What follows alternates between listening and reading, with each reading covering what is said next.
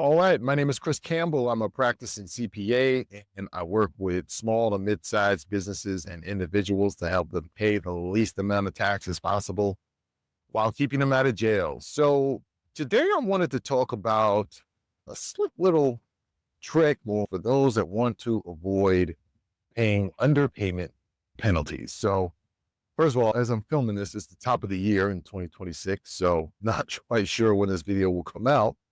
But it came across because I was doing a lot of year-end tax planning for 2025, and I learned about a strategy to avoid underpayment of taxes. So just to give a quick refresh or recap for those that might be self-employed, or if you're a high earner and receive most of your salary and bonus, you usually wind up owing taxes. So don't pay enough taxes over the course of the year.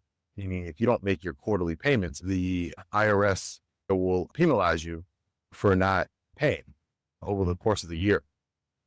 It's a slap on the wrist, but it's not anything super heavy. So I actually have a few clients who prefer to save the money, invest it a little bit, make a few points on the money, and then actually pay it at the last point that it's due. So I do have a few clients who know that they need to pay, and they'll pay on January 15th. So the fourth quarter of estimated taxes are due on January 15th of the following year. So for example, we're in 2026 right now, and the fourth quarter payment for 2025 is due on January 15th, 2026. I have a few clients who will save the money all year throughout 2025, knowing that they're going to owe, and they actually have a separate account or a separate investment account specifically to earn a few points on the money before it's due, and they'll pay it out on January 15th. But the thing here is you're still going to owe a penalty because you're supposed to make those payments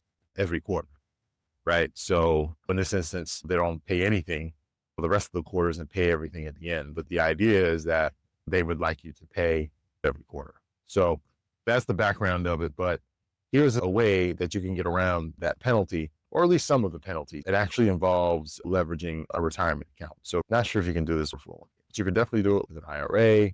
So with most retirement plans, here's a way that you can leverage your retirement plans to avoid the penalties.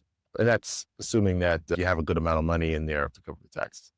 So the way you can leverage your retirement account is to utilize what's called an indirect rollover. What you can do with retirement accounts when you do an indirect rollover is that the administrator of that retirement account will actually give you the money.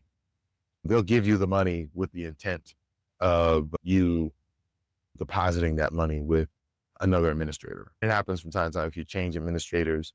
You have your IRA with Schwab and you want to change it over to Chase. If you do an indirect rollover, Schwab will give you the money, and then you have to go and place that money and set up that same account with Chase. Now, that's why they call it indirect, because they're giving you the money versus a direct rollover where Schwab will just send the money directly to Chase. But with an indirect, they'll send you the money. Now, with that, when they send you the money, in order for it to be a tax-free transaction, you got to deposit it and set up that next account within 60 days of receiving that money.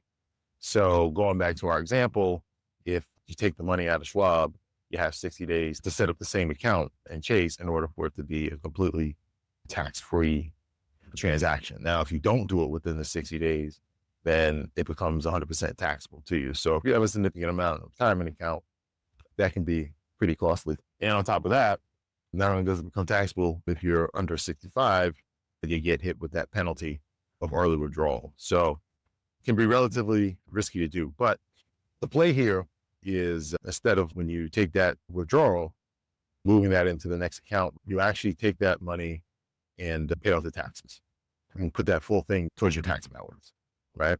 Now, the reason why that becomes advantageous, let me back up for a second. You pay that tax balance, and within the 60 days, that money that you were putting aside to pay the taxes, you actually take that money that you were already setting aside and put that money back into either Schwab, back into Chase. If you actually plan on moving it, if you didn't really plan on moving it, you can actually just put it back So in this case, we'll say Schwab, right? So if you had it with Schwab, you take the money out, pay the taxes, you have 60 days to either fund it back or move it to the next account. So if your intent is not to move the account, just replenish the account within the 60 days.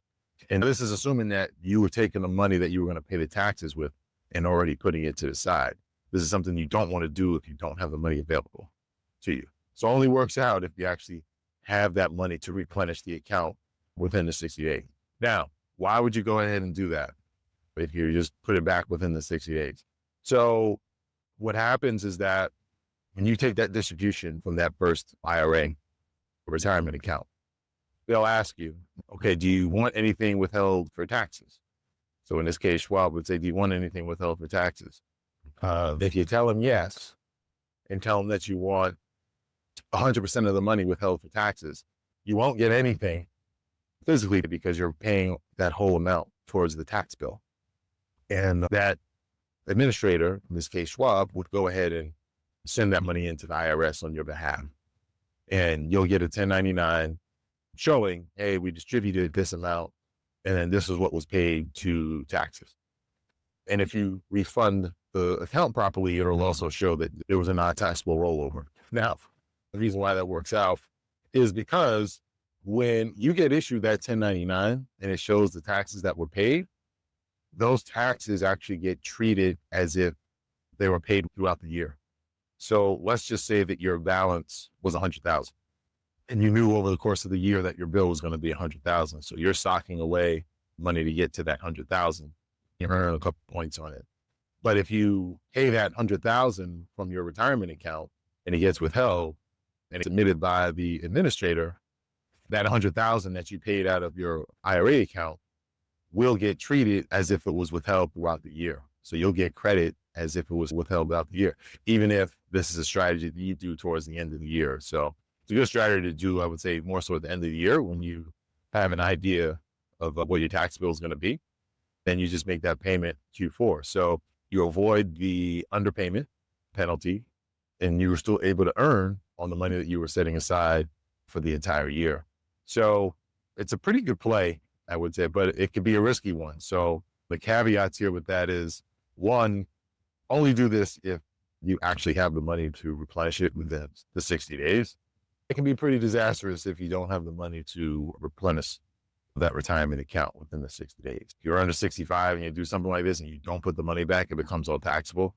But the other caveat here is that you can only do this once in every 365-day period. So it's not limited to a calendar year, but to a period of 365 days. So point being here is that you don't want to wait until December 31st to do something like this.